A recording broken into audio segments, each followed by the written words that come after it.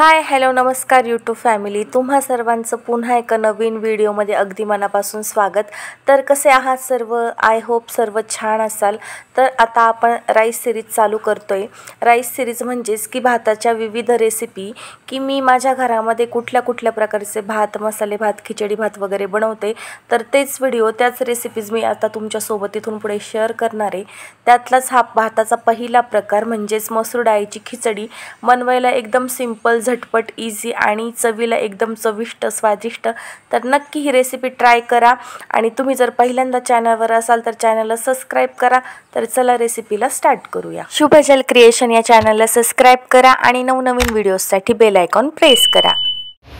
तर यासाठी आपण साहित्य घेतलंय आलं, खोबरं, लसूण, कढीपत्ता, थोडीशी कोथिंबीर आणि 2 ते 3 तेजपानं।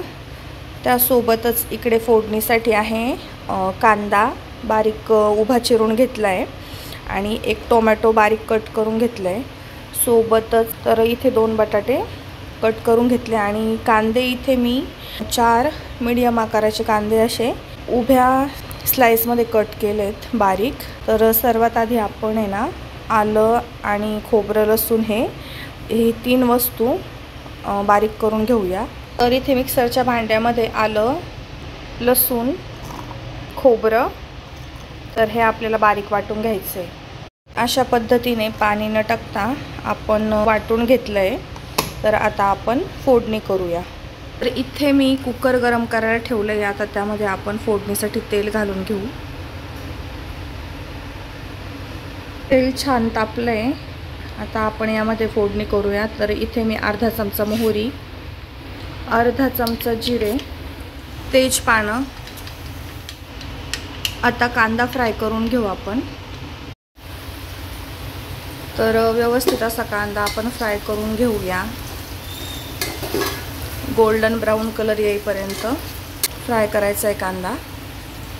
त्यासोबतच आपण कढीपत्ता देखील फ्राय करून घेऊ।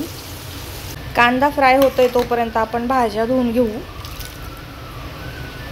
टोमॅटो आणि बटाटा स्वच्छ धुवून घेऊया।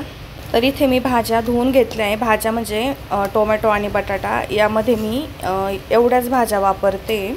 आणि आपला कांदा देखील आता फ्राय होत आलाय। आता यामध्ये आपण हे वाटण घालणार आहे, जे की आपण आलं, लसूण, खोबऱ्याचं जे वाटण बनवलंय ते यामध्ये घालून घ्यायचं आपल्याला। तर सर्व वाटण आपण यामध्ये घातले आणि हे पण आता 1-2 मिनिटं आपण यासोबत फ्राय करून घेऊ।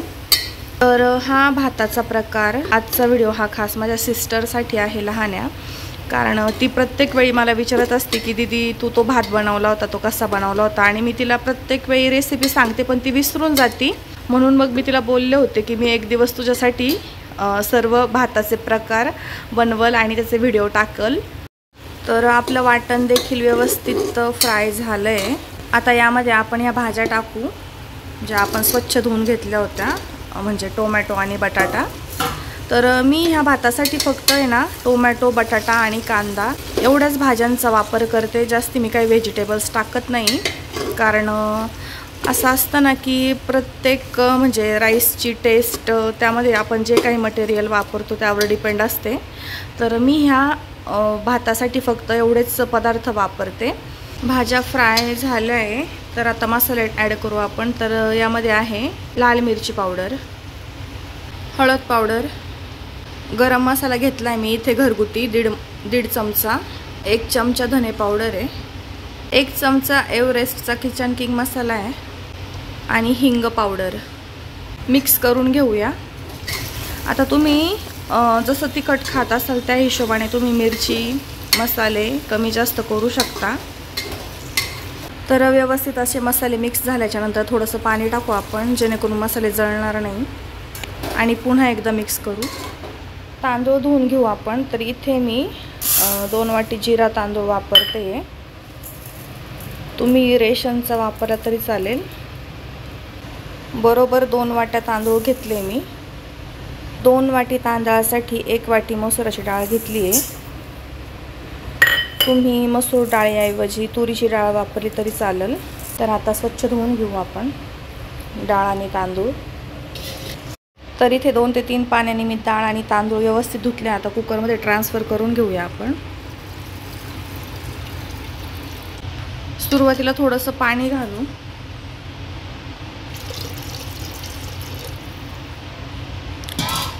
तर सुरुवातीला इथं मी थोडंच पाणी वापरलं आहे.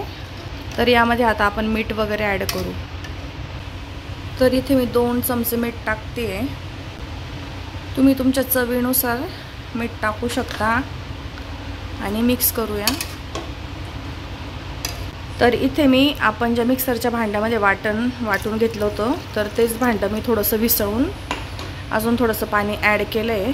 कारण जिरा तांदूळासाठी ना जास्त पाण्याची काही गरज नसते, त्यामुळे मग थोडंसं पाणी टाकताना कमीच टाकायचं. शेवटी आपण घालूया कोथिंबीर आणि फुल गॅसवरती उकळी येऊन देऊ. तर मी आता गॅस फुल केला आहे आणि आता आपण याला एक उकळी येऊन देऊ. उकळी आल्यानंतर आपण मग याचं झाकण लावून 3 शिट्ट्या करून घेणार आहे. तर उकळी आली इथे. आता आपण झाकण लावूया. तर इथे झाकण लावले मी आणि आता आपल्याला 3 शिट्ट्या करायच्या आहे.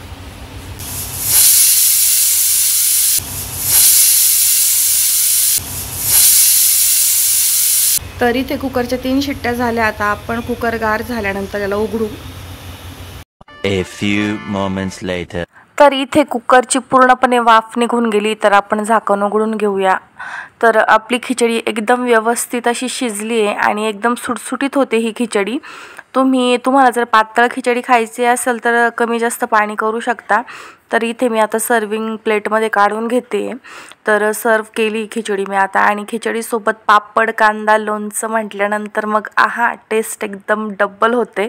तर अशा पद्धतीने मसूर डाळीची खिचडी तुम्ही देखील ट्राय करा. मसूर डाळीऐवजी तुम्ही तूर डाळ जरी वापरली तरी देखील चालते. तर होप सो आजचा हा भाताचा रेसिपीचा प्रकार तुम्हाला नक्की आवडला असेल. नक्की एकदा तरी ट्राय करा. तर भेटूया नवीन अशा छानशा रेसिपीसोबत पुन्हा नव्याने. तोपर्यंत स्वतःची काळजी घ्या, आनंदी राहा, हसत राहा. बाय.